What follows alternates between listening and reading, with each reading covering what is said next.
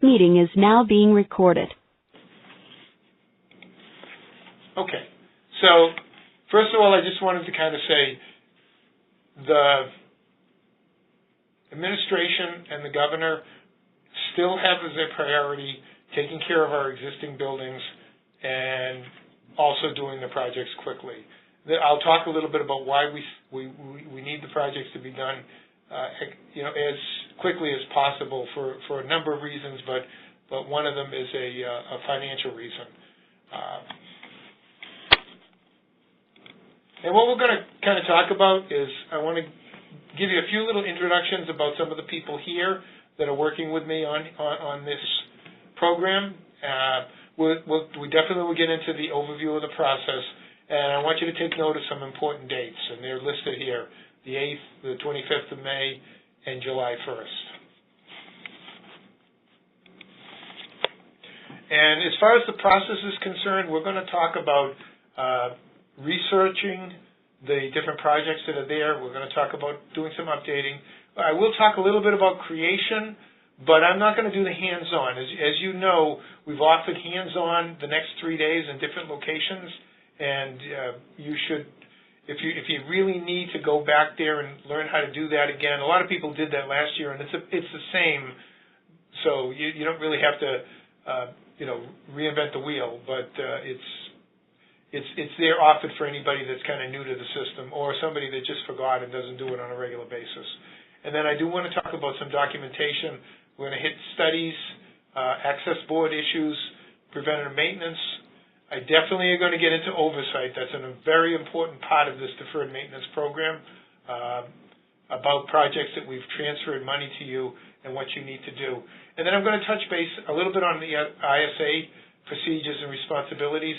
It's one of the reasons why we asked the finance people to kind of be involved.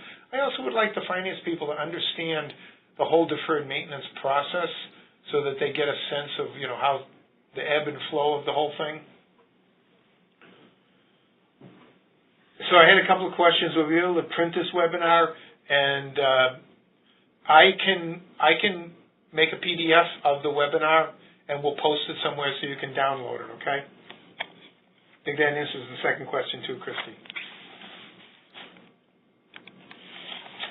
So, what are the requirements? These are pretty much the same requirements that we had last year, but again, it's very important, okay, is that people that are putting the information into Canvas, okay,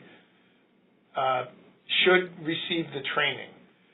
But even more importantly, the people that understand the projects and the needs of the projects that you're asking for, they really need to work with whoever's putting the inputting in. If there's two separate people, you really need to work with them because the information that you put into a deferred maintenance request is directly related on whether you're going to get that approved or not, okay? The other thing is that you have projects that are in Canvas already. You put them in for a few years, and for one reason or another, they didn't get funded. If you still want those projects to be considered for approval, for funding, then you need to go in and you need to update the information in there, especially if there's not enough information at the time. Now, one thing that we're going to really have not done in the past to any great extent is that we're going to try to get back to every single entity that has put in a project request and give you feedback on, of course, whether that project was approved, but probably more importantly, if that project was not. Okay, somebody says my audio is breaking up slightly, but I've got my phone here, and I'll put it a little bit closer so maybe you can all hear it, and I'll make sure that I talk a little bit. Maybe my voice is breaking up, I don't know. So the other thing that we want you to consider is to improve your documentation and your communication for each request. You can do that a couple of ways. You can do that in Canvas. There is now a great place in the Canvas where you can document anything you want. There are some required documents now that you need to do. And communication, what I mean by communication is that you want to talk with, you want to deal with the liaisons that you have and give them the information. And by the way, let me talk a little bit about the liaisons here. I think I kind of skipped over this. Let me go back here, okay? So, my name is Tom Tagan, and I am the Director of Facility Resources, so I kind of oversee the whole deferred maintenance process. However, no one person can do this. I have some great people that I'm working with as a team to do this, and there are different components to the deferred maintenance. So we have Michelle Davis is on the team, and Michelle, as some of you know, she is the public safety liaison, and she's also the person that kind of handles our study certification, which we'll talk about a little bit later on. So she's the point person to kind of talk with about that. Then we have Frank Nakashian, and Frank is currently the liaison for quite a few people. He's for the environmental agencies, for the Executive Office of Health and Human Services agencies, and for the trial courts. The other important thing that Frank oversees, and you probably received some emails from him, is the quarterly report that are mandated to participate in this program. He kind of oversees that. He also does some financial analysis for us on bigger analyses that we do, and does a great job on that. And then finally we have Scott Callisti, who actually is the liaison for higher ed. He's also our commissioning agent guru, as he can actually give you some advice on that if you need to talk with him. Then also keep in mind, we don't do this in a vacuum. We also work very closely with the Office of Planning, the Office of Design and Construction here at DCAM, the Energy Department, all the people and the campus people that are really put these things together for us. We've been working very hard with the campus people on a number of projects this year, and some changes that we made to our deferred maintenance projects. So I want to thank everybody that I just mentioned for participating and helping us out.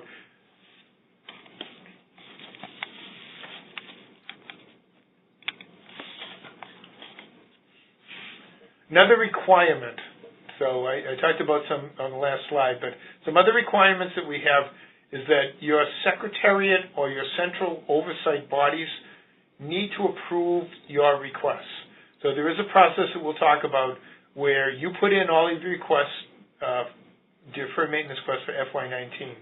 We then send those to either the secretariat level, or sometimes you have a central oversight body level, for them to look at those and to get back to us with those that they want us to evaluate at the time. Mainly because we can't, for all the requests that go in there, the dollar amount is way over the spending cap that we have, and I'll talk about that a little bit later on.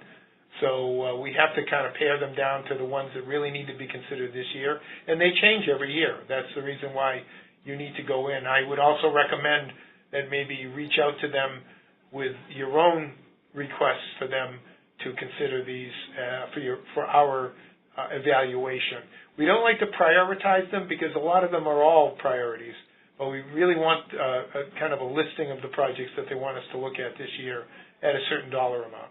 And then also, we want to make sure that accessibility requirements or any other code requirements are incorporated into project funding requests. So, and I know that's hard sometimes to do, but if it's possible, I guess the point about this to tell everybody, also it's environmental issues, the point is that we don't want to hold up a project funding because it would trip some accessibility requirement. And I'm going to go over some of those again just to remind everybody about that because they're kind of important. And they are the same. They're not going to change. There are some thresholds that may change. As you all know, the construction law has changed some of the thresholds as far as dollar amounts, but as far as accessibility, those have remained the same, and they're definitely not on the radar scope is changing right now. But they should be in there. And if you have a project that's going to encompass, some environmental issues, they should be part of the study, or they should at least be considered as an expense when you're making your project request. This is, as you all know, this process does continue to evolve. Every year we take feedback from everyone and we try to work on that. it's not new anymore. We call it new Canvas as opposed to legacy Canvas. Legacy Canvas is the old Canvas that you had, and there are still some projects in, per se, new Canvas, the Tririga, that came from the old legacy Canvas and are still in there. So, we don't want to duplicate them. If there is one in there that came from before, then we want to consider that if it's one that you need to consider now, especially if conditions have deteriorated to the point where now it rises higher to the top of what you want us to look at as far as evaluation. So again, we're going to go through the process. I'm going to show you some screenshots. This is not the hands-on, but it's just a kind of a refresher to kind of remind you where certain things are. And again, as I just stated before, we do have training opportunities if somebody needs to actually go in and punch out on a keyboard a project request, but it virtually hasn't really changed from before. So this is just a screenshot, in the Canvas. I'm going to call it Canvas from now on instead of new Canvas. This is a screenshot in Canvas, and it shows the two basic areas that we kind of look at for the deferred maintenance. It shows the project, deferred maintenance project listed, which needs to be filled out first, and then it shows the phase of that project. And I'm going to get in a lot of detail on that, but that's just, a listing of the different projects that are in there. When you have to update everything, then you're going to go into this area here to try to pull out what you're doing, and there are filters that you can use to, denote the ones that you have. However, it's usually set up that you're only going to see the projects that you have requested.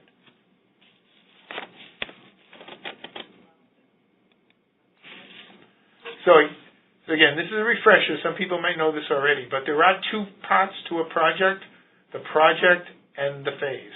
And every project's going to have a phase, okay? Everybody by now should know when you put in a project request, it generates a J number. You need to make a J number no matter what you're requesting, okay, or for funding, all right? You should put in and create a J number even if you're doing the job yourself, if you're funding it yourself, because that's the way we kind of track where the money is being spent, or updating it in Canvas where the system or equipment is going. So if you have more than one phase, then when you create a phase, your J number will have an automatic 1 or a 2, okay? So if you have a study, then you're going to have a J number as it's shown there. The J numbers now we've kind of truncated some of the numbers from the old Canvas, so now they just have those 6 numbers, and they all started at 200,000, and I think they can go up to 999,999, a million project requests. I don't think I'm going to be around to worry about that. Maybe you are, but we're up into the 200,000s now. A lot of people have put in a lot of requests, which is great.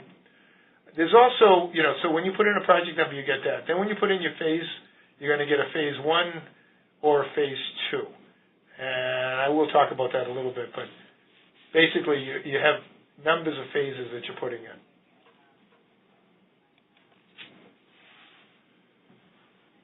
So we're right in the process of doing this, so I would suggest that you don't try to do anything today.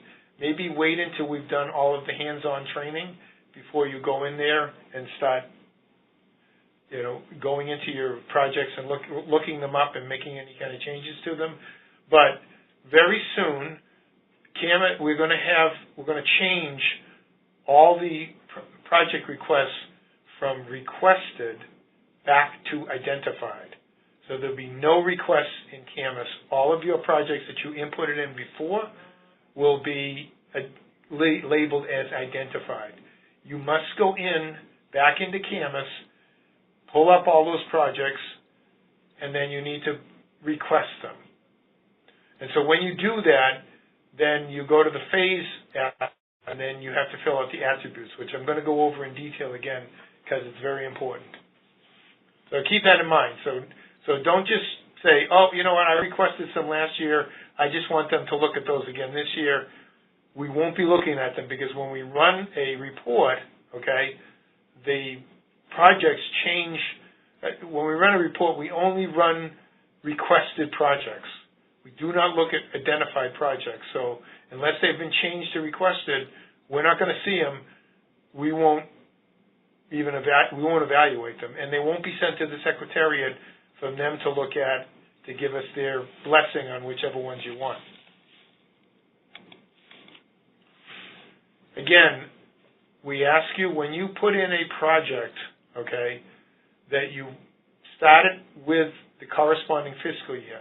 So any new project requests, please start them with FY19 and then put in a description of what it is, a boiler replacement for building, whatever it is, condensate pipe repair for building, wherever that building is, and things like that.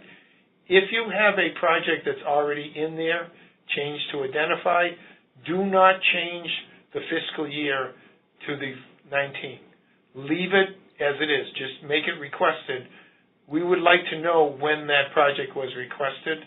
So if it was like FY17 or 18, we want to know that. So we don't want you to change any of the fiscal years.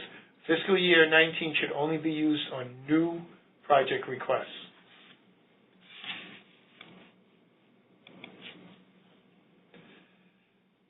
So, talk about this a little bit.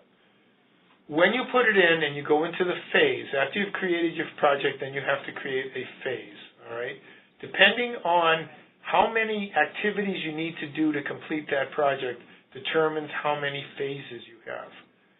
So, as we've stated a few times, you have to do a study if the estimated construction cost of the project is $100,000 or greater. And so your first phase on a project like that would be a study.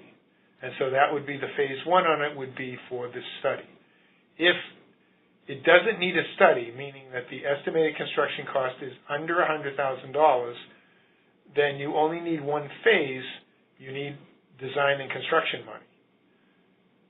When we approve a project and we go through the ISA process, and we're going to transfer the money to you, we assign a project number to that project, besides the J number. So there's an additional number that we use for tracking. And this number is very important because it's the number that we use to track it in Mars. So the project number has a corresponding matching number for each phase. So DOC would be a Department of Corrections project.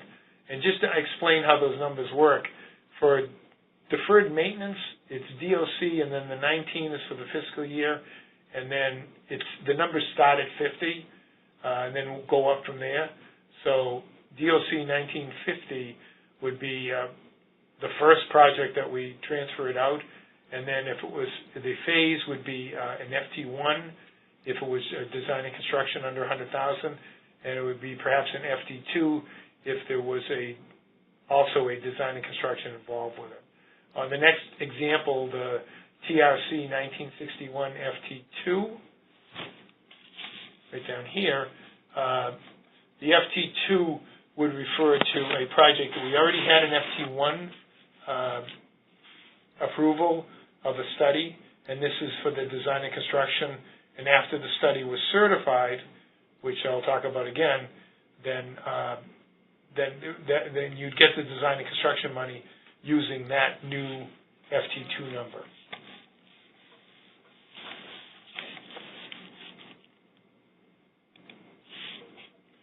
So this is the deferred maintenance project screen, okay? And again, I'm not going to go into all this stuff, but I just want to highlight a little bit here. As you see, you want to make sure that you put in the proper name, okay? And this, of course, goes back a ways, okay? Here's your J number up here. You want to put in a description. That's not mandatory. Anything that's got a little star, red star to it, that's mandatory. The type is a drop-down that you want to use, deferred maintenance.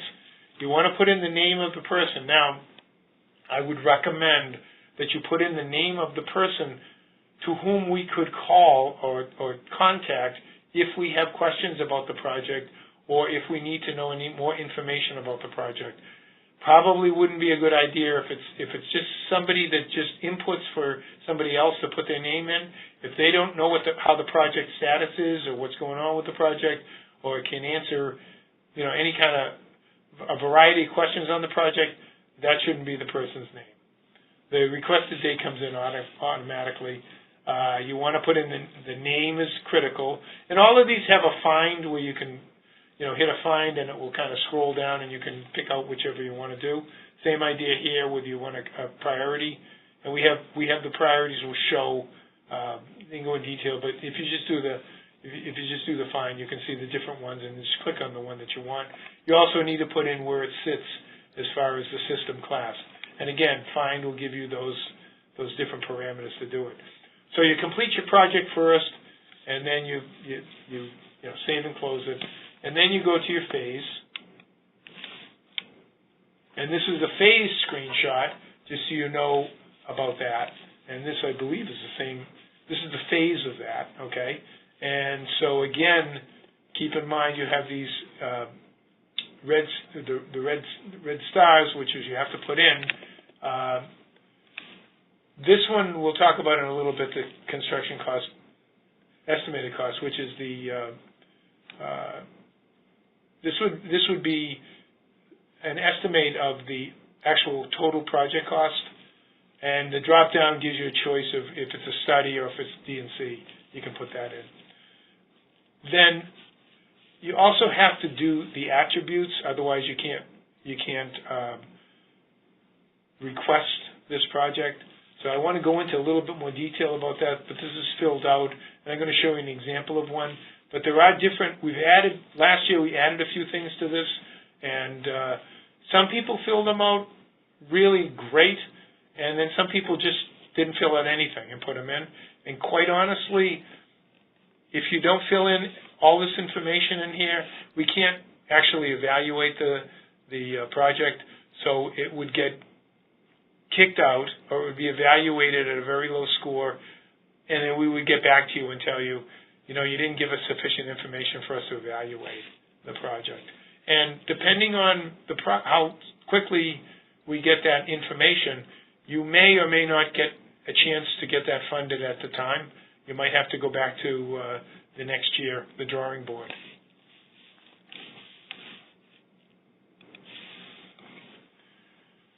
So attributes, all right? This is critical for getting consideration for a project, because we directly score, and I'll talk about scores in a little bit, we directly score based on the information that you give here and the information that you attach to the phase. Let's go back here. I just want to show you. There is, at the phase level, there's a couple of tabs here. I'll talk about the one right here, the status report, in a little bit later on. But notes and documents, this is where, if you have any kind of documentation, photos, invoices, anything like that, this is where you can attach them, and it's very easy to attach. We've showed it in the hands-on training several times. You can ask for help if you get really stuck on that, but this is where you want to put that stuff. The nice thing about the new process here that we have is that when we're evaluating your requests, which we see down here, while we're evaluating them, we can click on this and we can see every single thing that you put into Canvas, and that helps us make a decision a lot of times. Sometimes that makes or breaks the decision. So let's go over this again. It's really important. You need to fill out every single thing in here, okay? Not just a couple of things, and not just click these things off here, okay? Life safety risk, or shutdown threat, or further damage.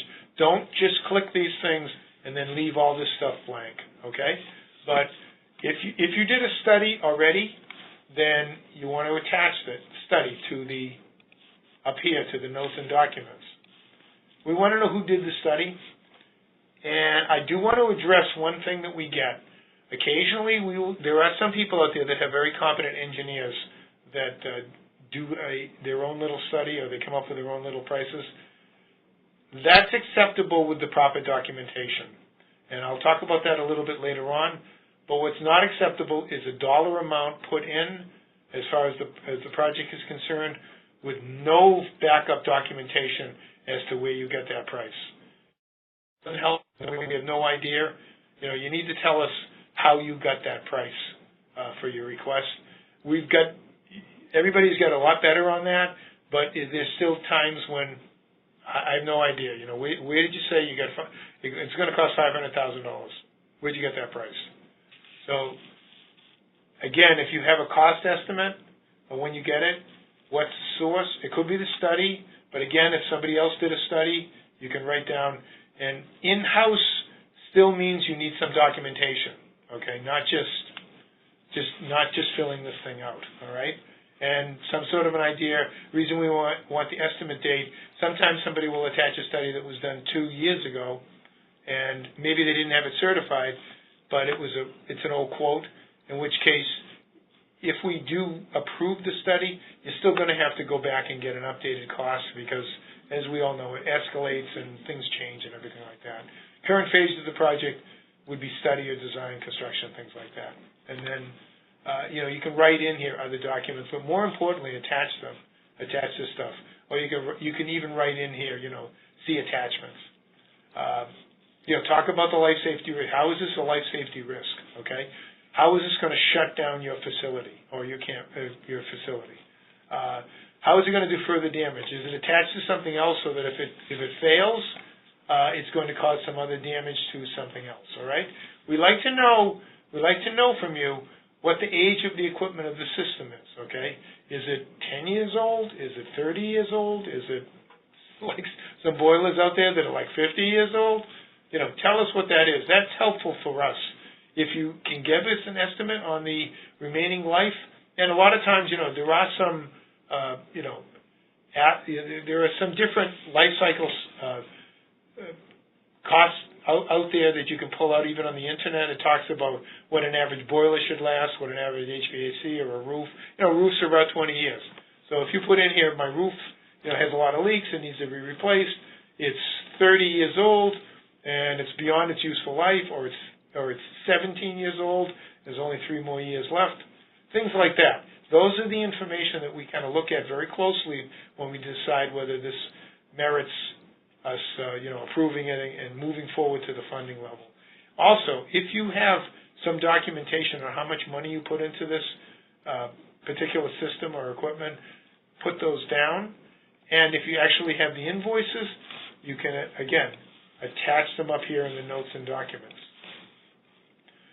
Also, if you get a Federal Pacific panel that you can't get parts anymore, then don't click this, okay, and make that case up here.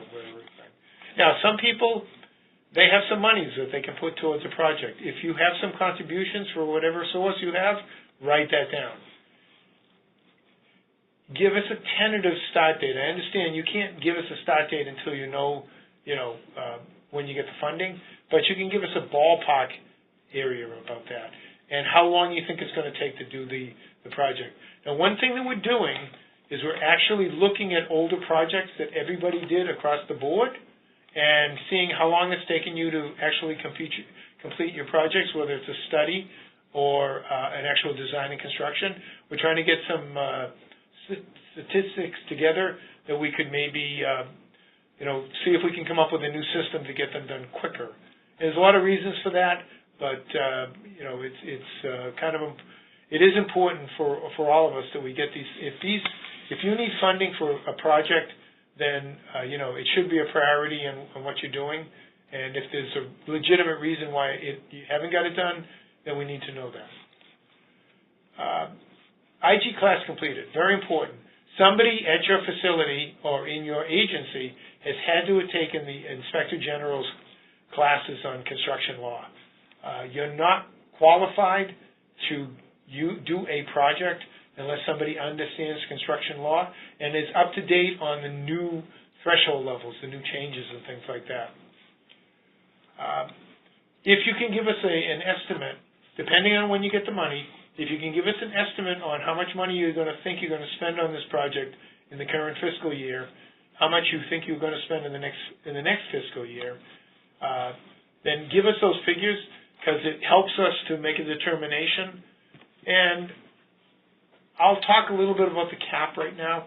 Every year, the administration and finance, that's our boss, okay, they tell us how much money we can spend out of deferred maintenance, not how much we can transfer, but how much money we can spend. So we have to know, if we transfer money to you, how much you're going to spend in the current fiscal year, how much you're going to spend in the next fiscal year. We also need to know from your quarterly reports how much you're going to spend for prior projects in the next fiscal year, because that all impacts on how much we can spend. I mean, theoretically, if there were so many projects out there that we were going to spend, projected to spend the same amount of money as our spending cap, A&F would not allow us to transfer out any money that would be spent in this fiscal year. It would all have to be spent in the next fiscal year. So that's really important why we get that information both here, but also in your quarterly reports. Talk about potential penalties that you could get. Click this, but also describe it. If you've got a code violation, if you've got a building inspector's, report that says you need to get this done or I'm going to shut you down. Again, you can write the information down here, but if you actually have it, scan it and attach it to the phase. Talk about how it's going to impact other systems. If there's accessibility issues, this is where you put them on down here, okay? If you have a single elevator, I think the next slide will show that. If you have a single elevator, then you can talk about that in here. PM's completed. Very important, okay? You got a yes or a no that you put in here. If you put in yes, we want some documentation from you that shows us how you did it. I'll talk about that in a minute. If you put down no, okay, you need to confirm with us that you're going to do PMs on the new systems.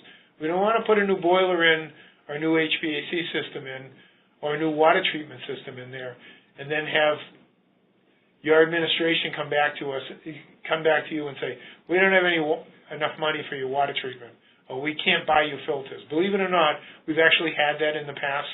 We can't afford to buy you filters for your HVAC equipment. That's just not acceptable. We need to know that so that we can reach out to a higher authority and just tell them, you can't do that. Also, if your system is proprietary, if you have a certain type of a system that you really need to go with the same one, you can put that down there too. So this is just a very quick example of a good, well-written phase, okay? They've got everything written down here, okay? And this is, I think this is Berkshire Community College, so they're probably not listening here, but they've done it. And to be honest with you, many of you have also done it that are watching this thing, and I thank you for that. But just those that need a refresher and need to make a better attempt. But you can see that pretty much everything is filled out if it applies, okay? If it doesn't apply, it's not blank and it's not checked off. But if you check something off, you need to put in an input on why it is. And it gives us a lot of information, okay? They're not putting any money in, but they have not put in a dollar amount, okay? So, that's one ding, but still everything else is pretty good. They also put down that they have monthly PMs, okay? So these are the changes that we actually put in from before, and just to kind of refresh your memory, we've given more space in the different comment sections so that you can actually, give us a little bit more detailed information. It is limited, but it's limited. I think it's 1,000 characters now. It used to be 200. Again, I cannot stress more importantly attaching documents. The life cycle data, we talked about that. Expenditure data, you can document that. All of these things I've just talked about, so I'm not going to go over them again. But these are the different things now that are on the attribute section. And we'll talk about one change that we made, okay, which we'll talk about a little bit more, okay, and that's the project status report, okay. And that's later on. But I just want to say that's a new change that we need to talk about. Okay? So mandatory attachments. We said this last year. Some of you did it. Some of you didn't. The ones that don't, we're not going to evaluate them. Okay? So what you need to do is you need to show us that you've done preventative maintenance if the system needs preventative maintenance, okay? So we need some sort of a record. If you're using Camus to do PMs, then you can attach a PM record from Camus on that, okay? If you have a vendor maintenance contract to take care of the system, scan and attach a copy of that where you can. And, School Dude is something that not a lot of you probably use. That's more of the higher ed thing, but it's just an example. If for some reason you are not using Camus for your work orders or PMs, then whatever you're using, we need a record. We need to see a consistent record from you that you're doing preventative maintenance. The other one is written quotes, okay? We need to have something documenting where you got the money, the estimated cost that you're talking about, okay? If you have a study from a house doctor, that's fine. If you're requesting a project and the project needs a study first, I'll talk about this in a little bit, but the first quote you should get is a quote from the house doctor on how much it would cost to do the study. And get that first and then attach it to the project request, okay? Which means that if there are some projects right now that you're considering of going in, new ones, you really should reach out to your house doctor as soon as possible and get quotes from them, okay? If you have some design, construction, repair estimates for under $100,000 first, then try to get something from a vendor. And of course, there are other things that you can put in, that are not mandatory, but there are things that help us determine whether we want to give you the money or not, or whether we should evaluate this, okay? All of these things are really, if you have them, absolutely attach them to the phase request under documents. It's not hard to do, and it's something we will look at. We've looked at all of them. One thing I would ask, okay, if you have, a leaky roof, or if you have, a building envelope problem or something like that, and you take a lot of photos, try to take a representative photo of the problem. Don't attach like 50 pictures of bricks with a crack in them or something like that, because to be honest with you, it's not that helpful. I mean, it may be better, I guess, if you had an envelope problem, take a side picture of the envelope, and then if you have some detail, make a couple of pictures of the most egregious part of that. If you have a parapet that's falling off or cracked or something like that. Some of those are very helpful. We've had some of those in the past, and those have almost always received funding, pretty much. But again, it's multiple photos of a few little of a lot of areas in the same thing, and it doesn't show a lot of detail. It just shows a crack or a leak or something like that. That's not that helpful as far as we're concerned. It's also better time spent with you not doing it.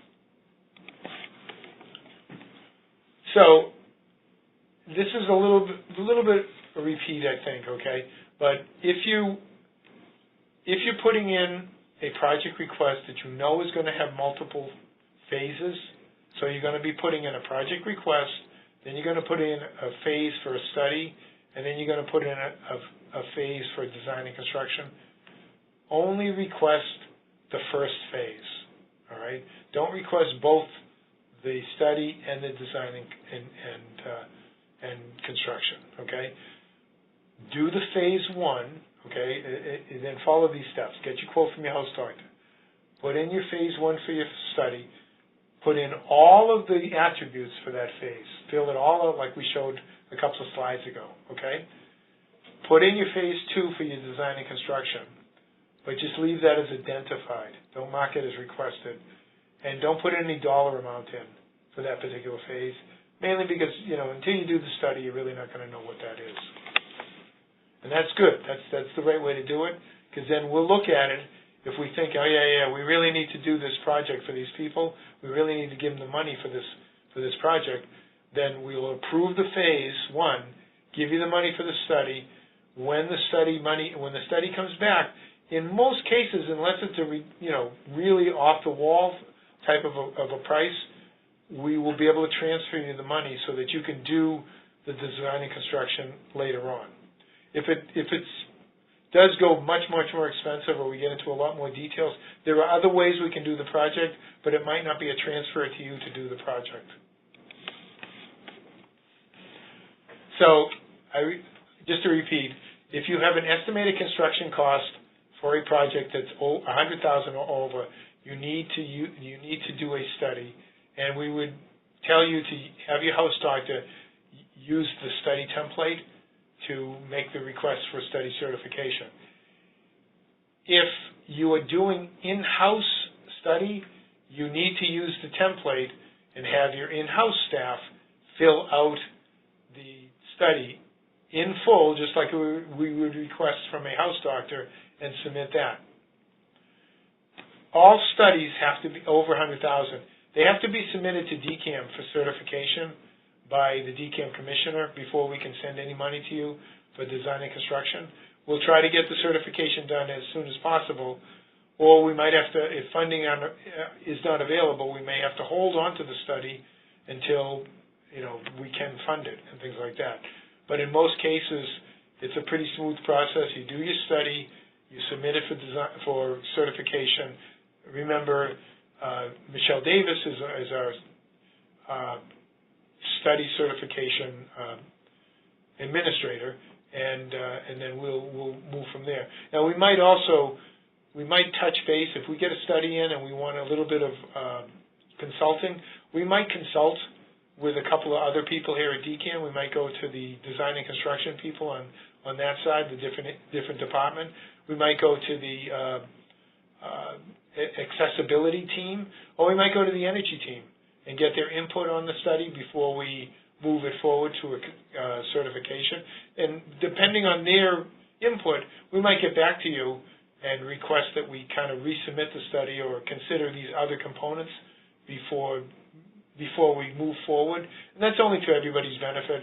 If if you get into a project and there's a few things that are unknown, you don't want to do that anyway, because then you're going to run into change orders, or you're going to run into even worse, a project that escalates so high that it kind of takes it out of everybody's jurisdiction, so to speak. Okay, and again, DNC funding transfers with an FT designation. We also have a third designation that we use, which is FT0, and the FT0 is what we use for emergency repair funding. So sometimes, you have an emergency, you request the emergency waiver. That's an entirely separate process from the funding. The funding is requested from us, OFMM. The waiver for advertising and bidding is through the legal department. And we do communicate with them, but they do not authorize funding. So just keep that in mind. There's a two-step process behind that. But if we do decide we will fund it, then it gets an FT0 designation as far as the transfer of the money. So I talked about study templates. So I just wanted to kind of show you. This is the template that we use, okay? And I'm not going to go into details on it. As a matter of fact, Michelle and I are working on another webinar that we will present a little bit later on, and it will kind of go in detail on all these different sections and kind of describe them and maybe give some examples and stuff like that. But your study submittal for certification, whether it's done by a house doctor or whether it's done in-house by your engineers, needs to follow this template, and it needs to fill it out exactly as it's shown here, okay? Some of the important things on here are cost estimates. There's some specifics about filling out that. It needs to show where you get your estimates, okay? It's not going to be just a dollar amount. It's going to show, escalation. It's going to show construction costs. It's going to show soft costs, things like that. And a proposed schedule which would be very helpful for you, because when you get that, then you'll know that when I do start this project, it should take how many weeks, how many months, how many years to get it done. The appendices are usually used for attachments for environmental issues and things like that. But again, I just wanted to show you that's the template that we have, and you can contact Michelle if you need more information about that. And stay tuned. We are going to do a webinar on study templates a little bit later on. Want to talk about accessibility? Very important, okay? These dollar figures have not changed, and you need to make sure that when you submit a project for request, that you keep these things in mind, okay? Especially if there's any kind of designs involved and things like that. So if the ECC on a project is less than $100,000, then only the work being performed needs to be in compliance, okay? So you're putting in a new door, that door needs to be in compliance. Putting in a very inexpensive renovation of a bathroom, that needs to be in compliance. If it's more than $100,000 for this particular project, but it's still less than 30% of the replacement value, then the work also needs to be in compliance still, but then you also have to make sure that in that particular building you have an accessible public entrance, toilet room, drinking fountain, and telephone if you provide those to other people. They need to be in compliance. The 30% value is in Canvas. If you go into your Canvas under your building portfolio and you look it up, it will give you the building value, and we, meaning DCAM and the Canvas people, every year we change the value of the building based on RS means. So usually it goes up in value, but that's the figure that you want to go. And that's important because if all of your work that you do in your building exceeds 30% of the building's replacement value, you have to bring the entire building up in compliance, or you're going to have to do variances. If you're in this situation, I would strongly recommend that you through us, we reach out to our accessibility team and let them help you kind of determine what needs to be done in that building to make it compliant.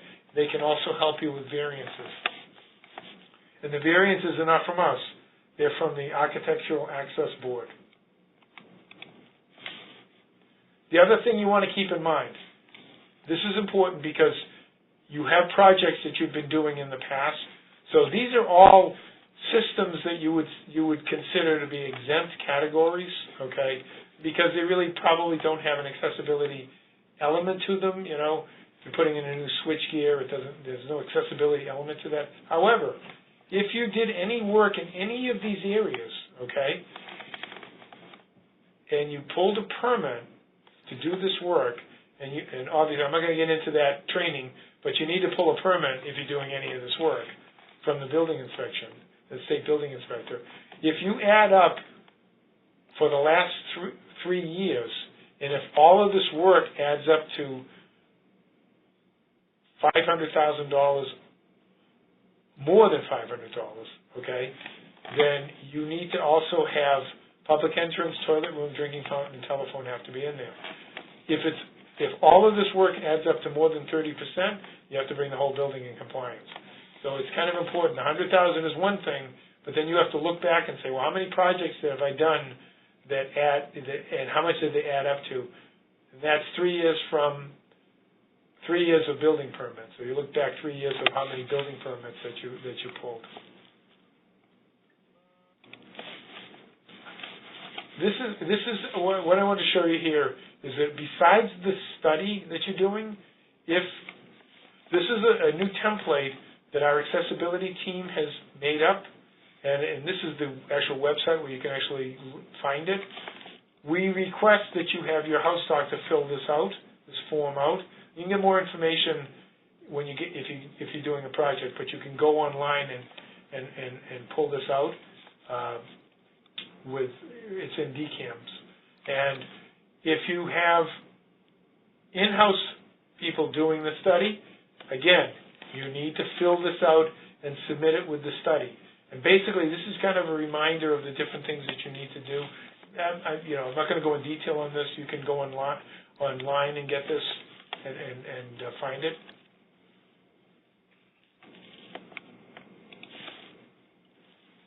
People ask us, a little sip of water, excuse me.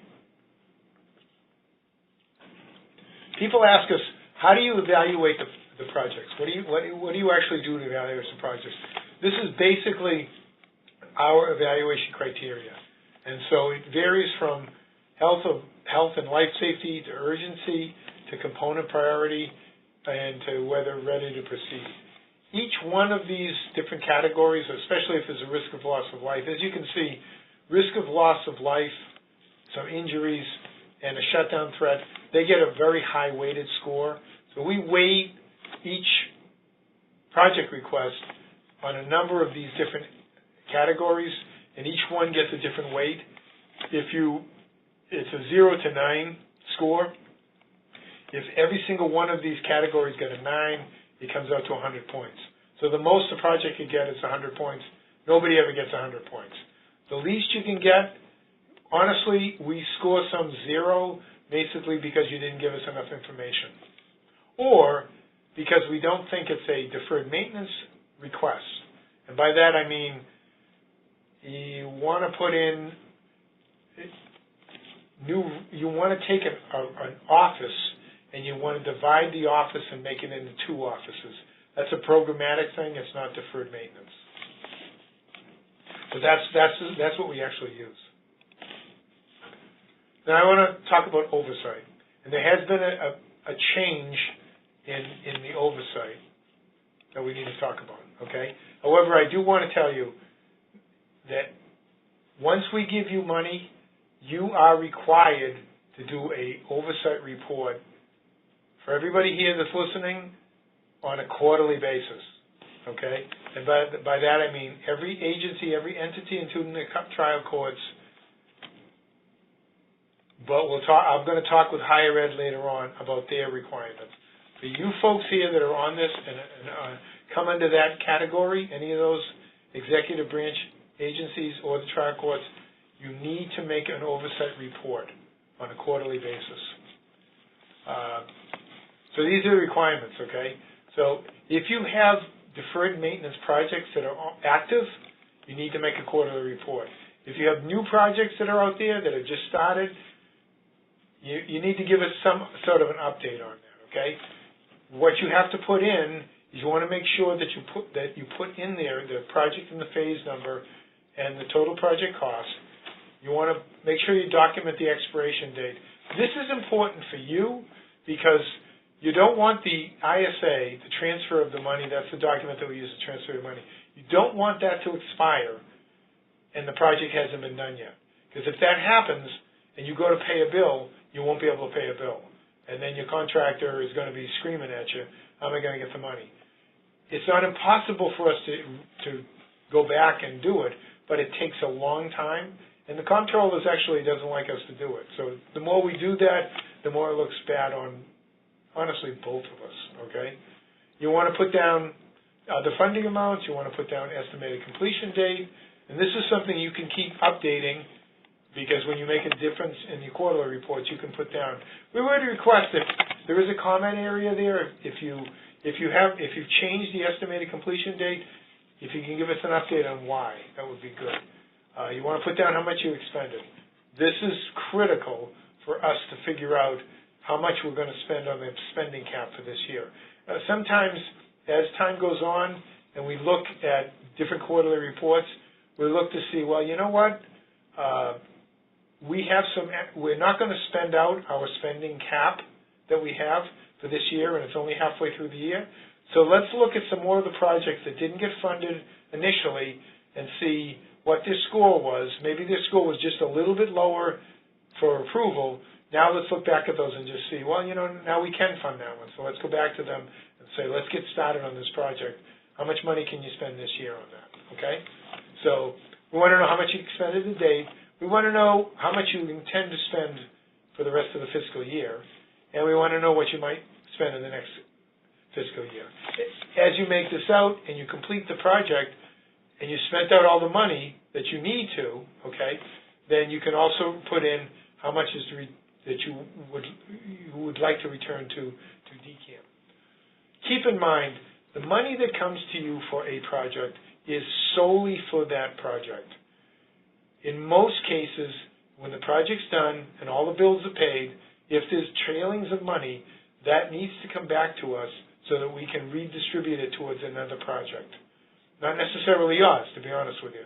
It doesn't mean that that's your money to spend. It's your money for that project and only for that project, not something else.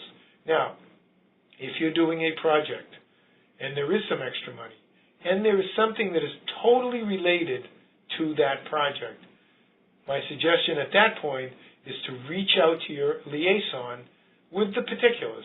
And, we're reasonable people, and if it makes a lot of sense, to us too, then yeah, you can use that money and complete it, especially if the project's not totally done at the time, and, you have your contractors on board, you can do a change order, it's not going to be ridiculously over the cost of the project. Yeah, by all means, we can do it. But in most cases, when it's all done, give it back to us. This year has been a little bit of an exception. I really don't want to, hopefully we're not going to run into the same issues that we did this year as far as availability of funds. We're waiting on the bond money, which we've talked about to a lot of you, and when that passes, and I'm sure it will pass at some point, things will be a little bit different. But at that point, again, tailings of money should come back to DCAM, and you need to tell us that. You also need to tell us that the project is completed so that the CAMUS people can go in and close it out for you. So, one big difference, one big change, okay?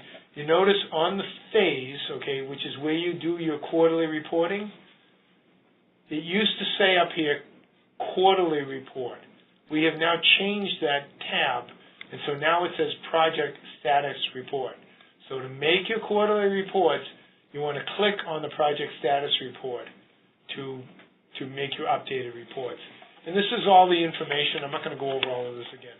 This is all the information that you fill out. And then what you can do is you can save it, okay? And then the next time you go in, you can give us additional information and then save that. So down here you're going to have a history, and what we want to see is we want to see at the end of the fiscal year, we want to see that you put in 4 quarterly reports. The first one, we'll talk about this later, the first one for all of the projects that are out there right now is July 1st. And then they go quarterly from there. But again, keep in mind, if you're looking where you do the quarterly reports, it is now called project status report, not quarterly report, although in fact it does need to be done quarterly. And this is just the information, okay, just what we said, okay. We do want to mention to you, this is part of the training, but you want to always hit the add button when you're doing this, because if you don't, you're not going to save it. And I know we've had some issues. Frank has brought this up several times. Frank Nakashian has brought this issue up that if you don't hit the add button, then you're not documenting that you've made the quarterly report. And you don't want to do that. You want to make sure that you report to us. I'm doing the quarterly report. If we don't see quarterly reports from you, we don't know where the project is and stuff like that, then it is going to impact later on whether we decide whether we're going to be able to fund another project down the road for you and things like that. And we don't want to do that. We want to give you the money. If you have a worthy project, we want to give you the money.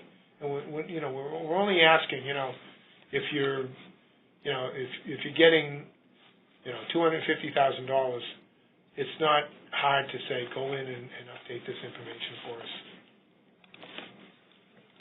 So here are the dates, by the way, as far as the project status is concerned. So you want to, July 1st is the first report due for any current or prior years.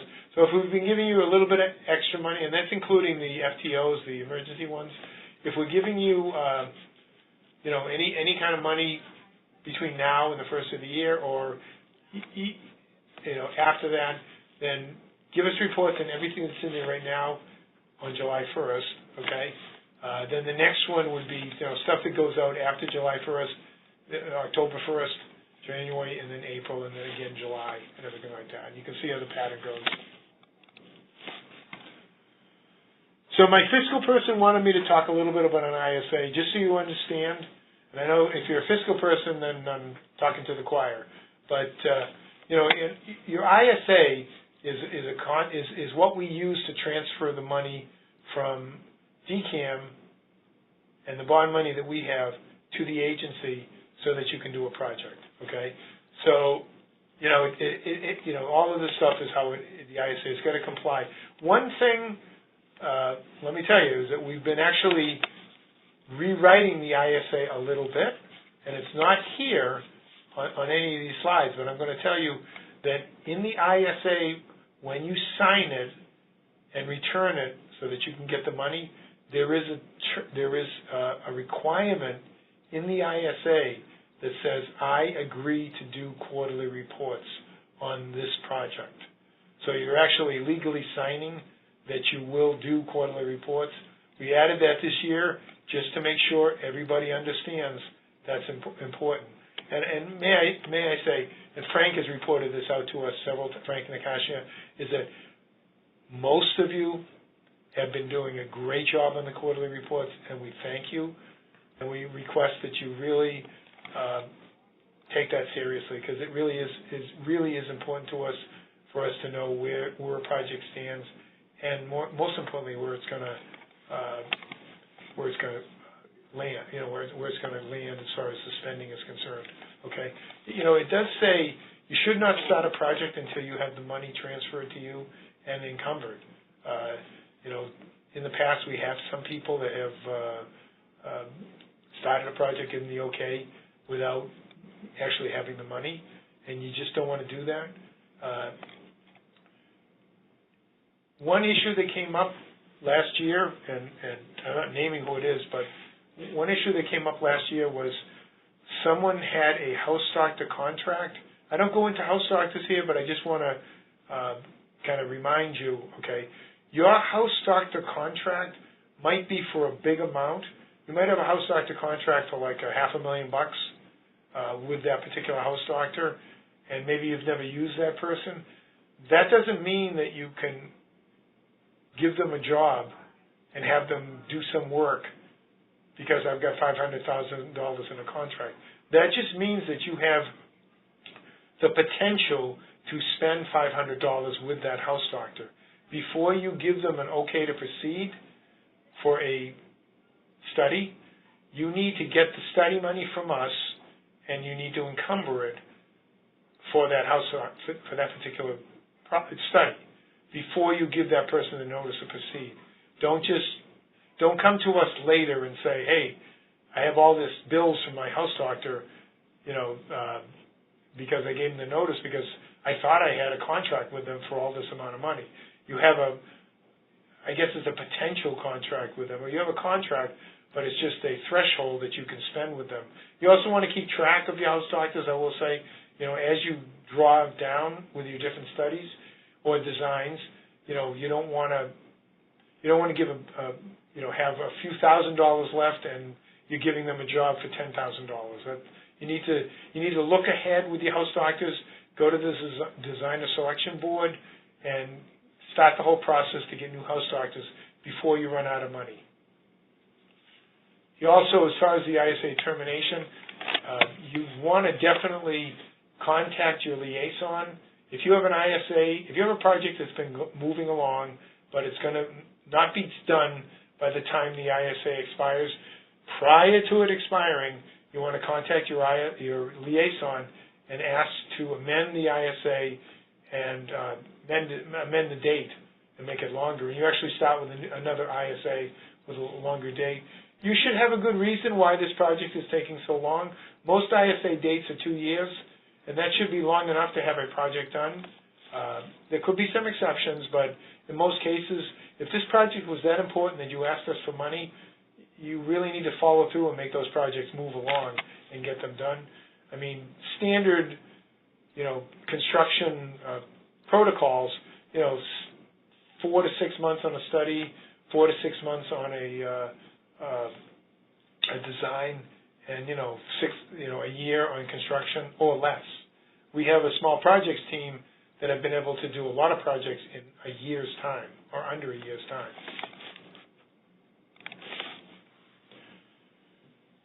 So this, as your responsibilities, you have to supply accounting and reporting attributes to the seller department.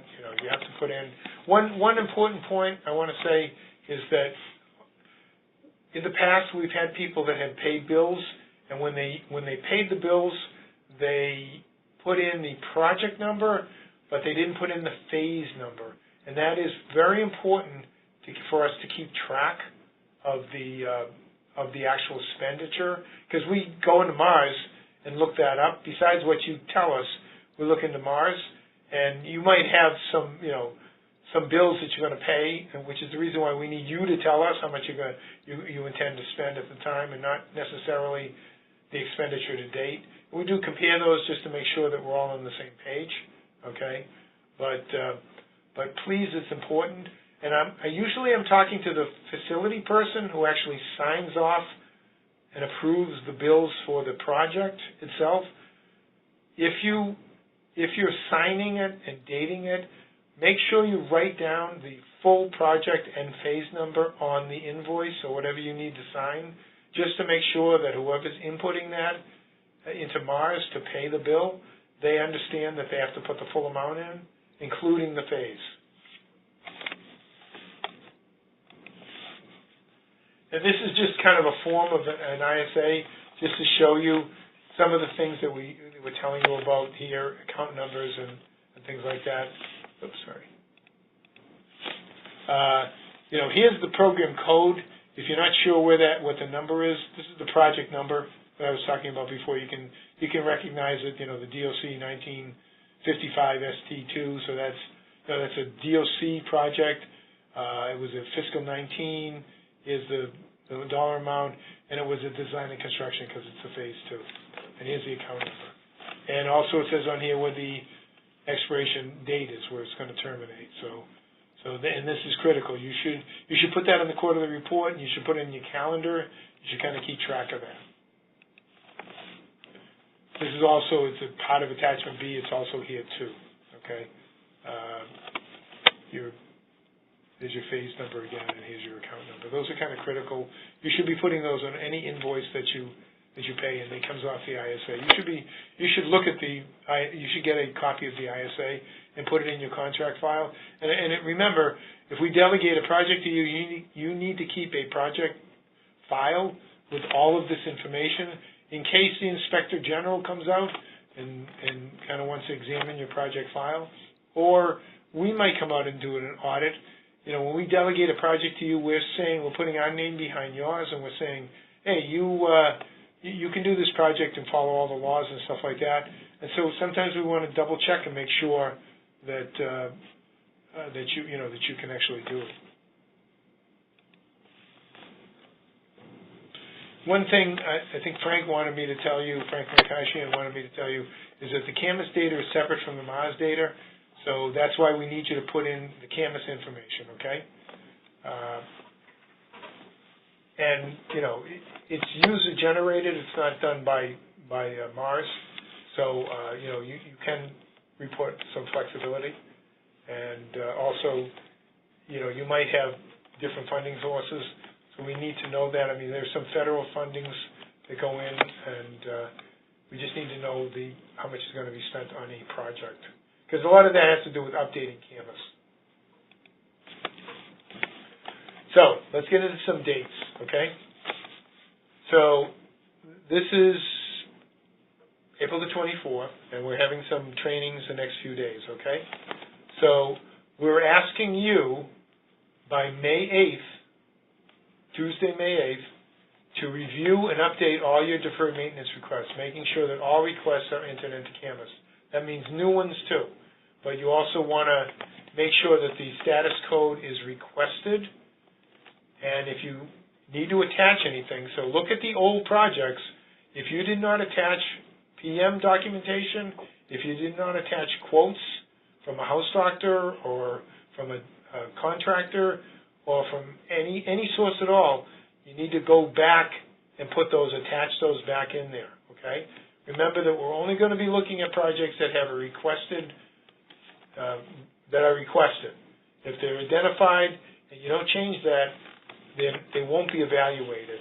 And honestly, I can't have the time to evaluate them again, so it's really essential that you go and do that now. Don't do it today, but do it in we will be changing that very shortly. If not today, we'll be doing it within the next couple of days. A couple of other things, okay? We've always told you, don't submit funding requests for projects less than $10,000. You should have an operating budget for operation and maintenance of your facility. and you should be able to absorb $10,000 projects. So we're looking for projects that we want to put bond money to. Usually these projects are from your operating money, which is appropriated money. Bond money costs a lot more because it's got to be paid back over 20 years. So you don't want to be doing a minor repair that's going to take 20 years to pay back for the state. It's just not cost effective. Okay. The other thing is, don't put in 2 project requests for each phase. We want to have 1 project and 2 phases. Okay. If you do have a project that's in there and you're looking at it and it's identified, and you really don't want it evaluated this year, then don't change it. Just leave it identified. Okay. And again, let me also say again, if you're putting in a project request, okay. Somebody asked me how far back on documentation on PMs. A year. So if you're putting in a project request and you have 2 phases of study and design and construction, only request the phase for the study. Leave the design and construction as identified. Don't request that also, please. Okay. And if you've completed the project, if it's in there and it's identified and it's actually been completed, then you should contact your DM liaison or your coordinator from CAMUS so we can go in and we can mark it completed. So remember, May 8th was when you have everything done. After May 8th, then we will run a report from your project requests for, if it's at the secretariat level or central oversight bodies, we'll run a report, an Excel spreadsheet, and we will send it to those entities, the secretariat level or the central oversight body, for their approval and their support of our evaluation. It doesn't necessarily mean that it's not important that they're prioritized, although you can tell the secretariat these are our priorities on all our projects. Here's all our projects, but these are the ones that we really want us to dabble. And some of the other factors about doing them soon could be that they're really going to cause a problem in your building and stuff like that. But also, if they are important deferred maintenance projects and they're ones that you can get done because you're ready to go on them, okay? And I'm not going to use the expression shovel ready, but that might be another reason why you want to kind of submit them, because you can get them done, especially if it's going to take a little while for us to get the FY19 money out to you. That's to your benefit. So if you have some documentation ready to go on it, then let's talk about that, okay? But we're going to send out the spreadsheets to the secretariat level or oversights around May 11th, and we're going to ask that they get back to us by May 25th, okay? We're going to tell them, by the way, please don't give us more than $10 million worth of projects, okay? Because we're not going to be able to, if we approve, whatever we approve, if you're going to ask for $50 million worth of stuff, and if everybody asks for $50 million worth of stuff, which, in CAMUS, it comes out to about like that, our cap is nowhere near that, so we're not going to be able to transfer that kind of money out. So it's kind of silly for us to evaluate them because it's only the ones that are going to rise to the top, to be honest with you, that we're going to do it. So we figure $10 million for, say, a secretariat level that has multiple agencies. $10 million is for all their agencies, not each agency. For all their agencies combined. So we asked them to get that back to us by the 25th. And then we will put all that information back into CAMUS for the evaluation team. The evaluation team is usually representatives here from DCAM, the deferred maintenance team that I described before, and then we often ask somebody from energy and somebody from maybe planning or design and construction if they want to participate in it. To help us out with their information. Because the more information we get from everybody, including you, the better chance there is for us to look at a project and say, this makes a lot of sense, they need the money, let's approve this project, let's get the money rolling to you. So after they get back to us, then we will get together as a group and we'll try to get everything evaluated by June 22nd, okay, and made some decisions. Now, we do share that information with the with our commissioner, Carol Gladstone, for her final approval, and she usually is fine about it, but a lot of that has to do with our cap, how much and everything like that. And I won't know the cap that I can for FY19 until the capital budget report comes out from A&F. At that point, it'll be officially out for the public, for you, and then we'll know what the cap is. But right now, I don't know what it is. And I will mention just for a minute, so as you all know, a lot of you know, we have been struggling to fund a lot of projects because we've been using monies from past years, past appropriations or past bonds, and we are running very low in some areas on bond money, dangerously low, to be quite honest with you. And so we're all, you and us and everybody, we're all waiting for a new bond bill to pass, which should give significant money, significant spending caps for us to be able to transfer money out to you for deferred maintenance. But right now, we're kind of waiting, but it's still important. We feel it's very important to try to get a heads up on this because we expect the bond bill to pass, at some reasonable time in the future. So we want to make sure that we have all your requests in and we go through this process and have everything ready. So when the money does come ready, we'll be able to say, okay, fine, let's start transferring money out. Oh, let me go back. I think I missed something, okay?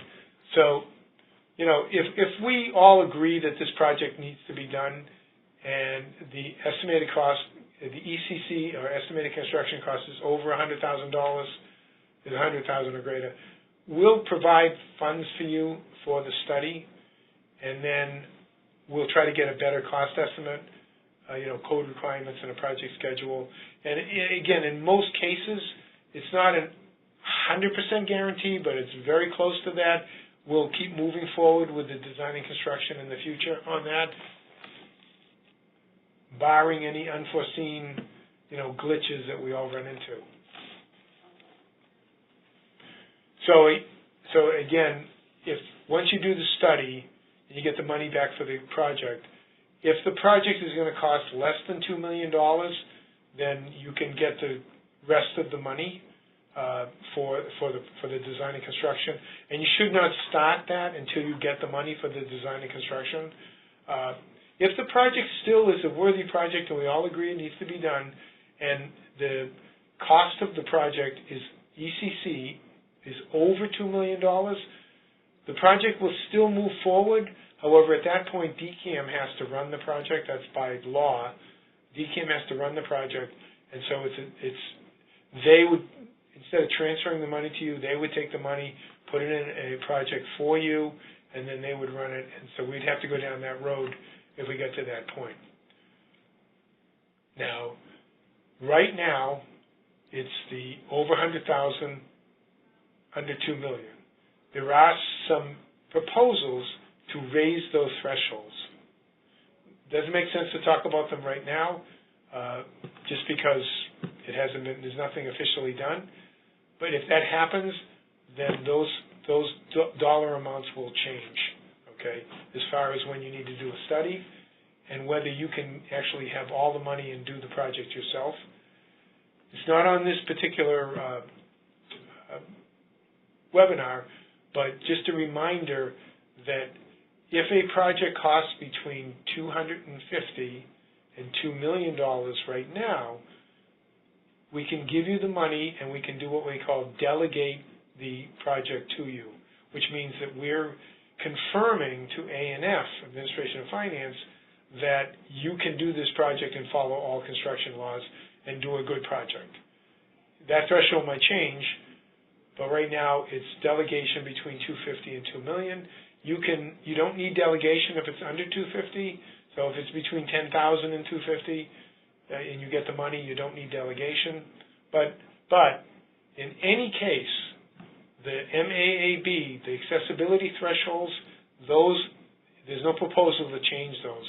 So you still need to remember the 100,000, the under 30% of the replacement value, and the 500,000 for those exempt categories. Don't forget those.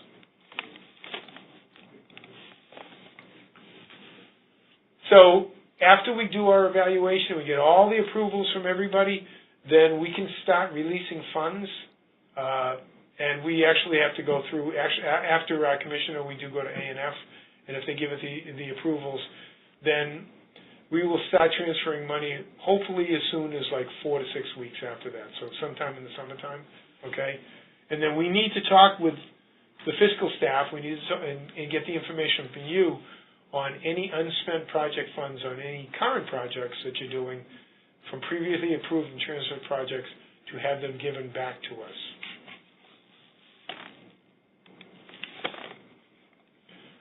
And the last one I want to say, okay, is that you need to, pounding this into you, I'm sorry, but it's really important. Next quarterly reports are due on July the 1st. That's another important date that you need to do. And we're talking about all funded projects. So if you did get a project that was from a real low amount of money, but it was a transfer from us and it's still active, you need to do a quarterly report on it. I don't think I have to talk any more about the capital spending, but it is important, and it can impact what we can transfer out to you later on. So we're almost done. This is just some people that I wanted to bring out. Okay, so this is the Camas team that you can contact if you need some help. Dennis, if you remember Ann Ann's gone on, retired, and we're happy to welcome Dennis as the new Camas program manager. And then I think everybody knows Robbie, and then Nancy Neisel has been with us for a while too. They are the Camas people, and we work with them all the time.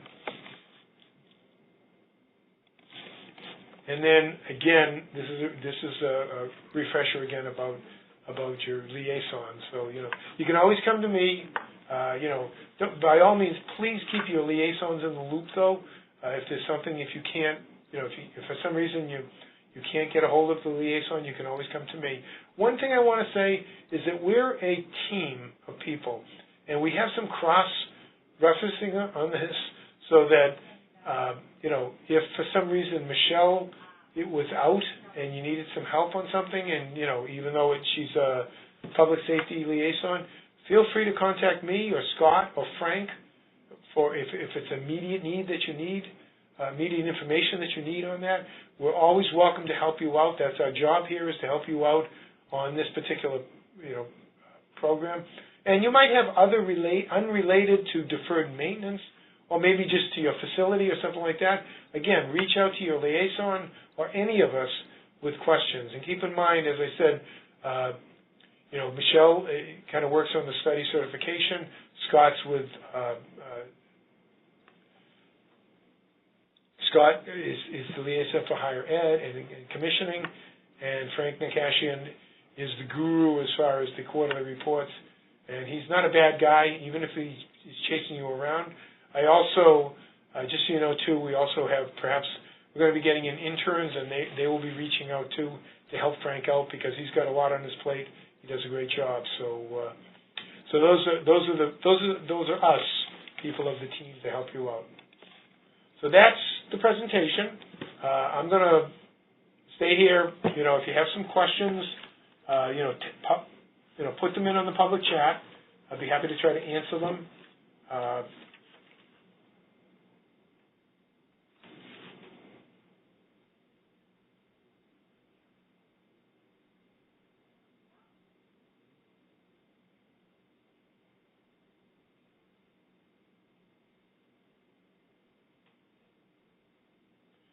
You're all very welcome. I also thank you for spending the time to listen to this. I know some of it was a repeat from last year, but there have been some changes. And again, we want to make sure everybody understands how important it is to kind of follow the the whole process and kind of cooperate with everything, because we really need your help on this. It's really important. I mean, we have to account for the dollars that we send out. So what type of projects qualify under this project? So, okay, let me answer the first question here. We get a lot of questions here. So, deferred maintenance projects are projects for systems or equipment or buildings that need repair or maintenance that you have deferred because you don't have enough money, like it is not for an entire renovation of a building, because obviously that's going to cost over $2 million. You can, if you put in that request, then we're probably going to, if it's a large deferred maintenance project, then we will look at it. But again, if it's over $2 million, it's going to have to go into, we have what we call a triage that we do. And before I lose this question that Michael Cheney has asked, they do have handouts that are going to be handed out on the hands-on training. Does that answer your question about the projects? I guess deferred, again, I tried to give an example of deferred maintenance. What it is not, okay, it is not doing a programmatic change in your building, or, I want to make I have an empty room and I want to make it into a chem lab, so I've got to do all this upgrades to the chem lab, and then I have to buy all this equipment for it to go in, that's not deferred maintenance, okay? That's a programmatic change that you're doing, and so, that's not, or, I want to put, lawn chairs out in our green area, that would be really nice, but I don't have the money to do it. That's not deferred maintenance, okay? Another example would be, my roof had a bad leak, and it leaked in, and it did some damage to the carpets in one room. So I want to repair the roof, and you know what? I need money also to replace the carpet. That can all be part of one project. However, then you can't say, well, you know what? My area director was on the other side of the building and it had absolutely no damage. That person also wants new carpets, and I want to add that to this project. No, that's not deferred maintenance. That would not be considered. No, that would not be considered a deferred maintenance need. That's the answer to your question. Restructuring a facility to accommodate a needs is not a qualifying one. No, that's not. I mean, you might want to contact planning, DCAM planning people, and you can certainly reach out to us and we can put you in contact with those people. If you have a large capital project of, renovating a building for some programmatic need, then they might consider that, but that's in a separate line. It's not monies that come out of deferred maintenance money, because we honestly don't have enough money to do that. But again, we try to be your liaison also with the other departments at DCAM. So many times somebody will ask me a question and I don't know the answer. So, but I know the person to ask, and so I'll kind of get that person involved and try to get you the answer on that. We don't want to, you'll never hear from us. It's not our job. Or that's not my department. We'll do whatever we can to help you to get the information you're looking for, if it's at all possible, if we can get it.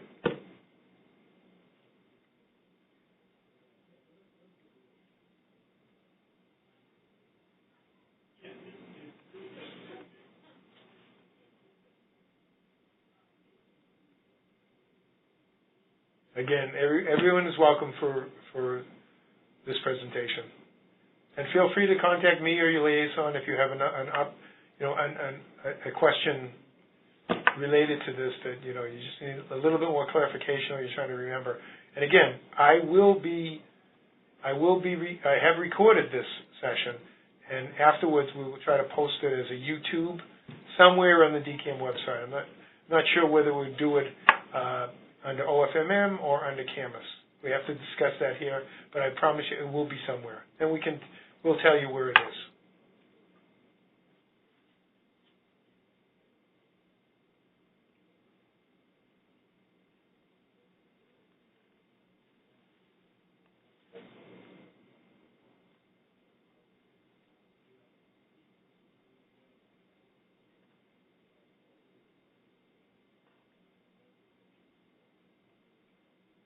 So I'll give it one. Everyone is welcome. I'll give it one more minute for any questions that you have, and then I'm going to close the meeting. Okay.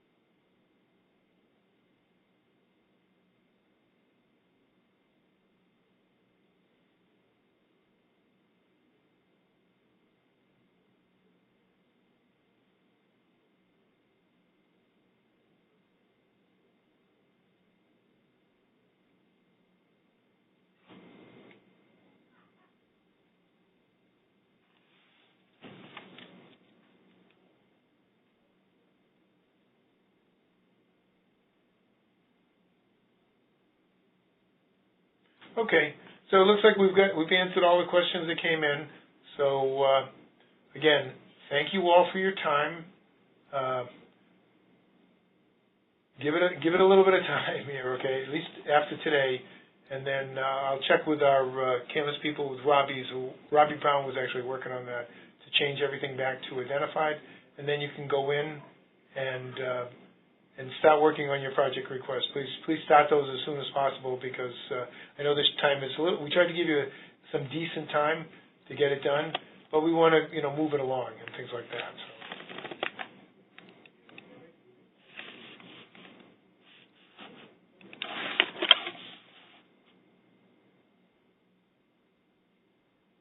So thanks again. Bye.